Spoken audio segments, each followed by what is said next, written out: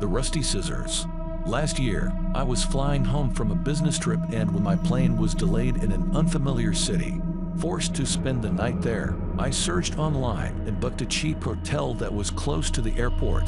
When I arrived at the hotel, I was disappointed by how dirty and shabby it was.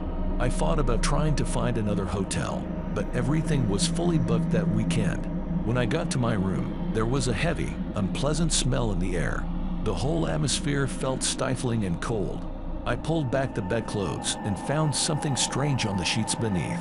It was a pair of rusty metal scissors. Heck, this is terrible, I said to myself. The maid hasn't even bothered to clean the room properly.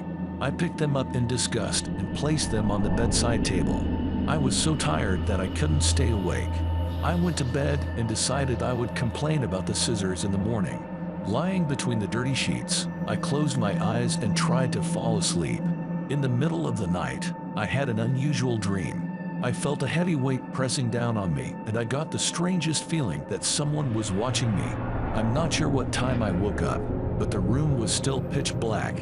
When I reached out and switched on the bedside lamp, my hair stood on end. The rusty scissors were lying on my chest, and the blades were closed on either side of my neck, digging into the skin. One more inch and the scissors would have cut my throat.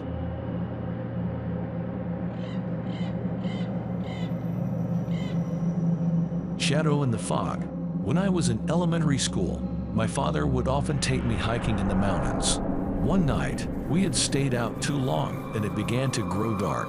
A thick fog drifted over the hillside and we could barely see the path in front of us.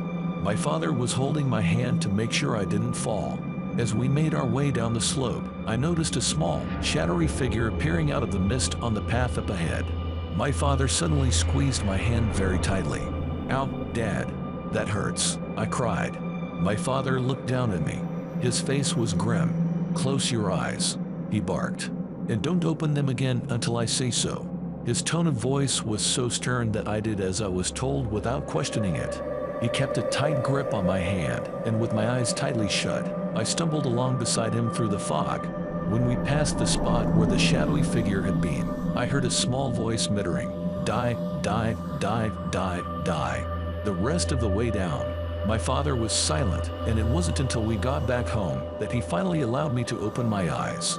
Since that time, he refused to speak about the incident. 20 years later, I paid my father a visit. He was drinking some alcohol, and we were having a heart-to-heart conversation. Something reminded me of the strange incident on the mountain path, and I decided to ask him about it. "Remember that small, shadowy figure in the fog?" I said. "Who was it?" My father was silent for a quite while, and eventually, in a low voice, he replied, "It was you." With that, he refilled his glass and refused to discuss it any further.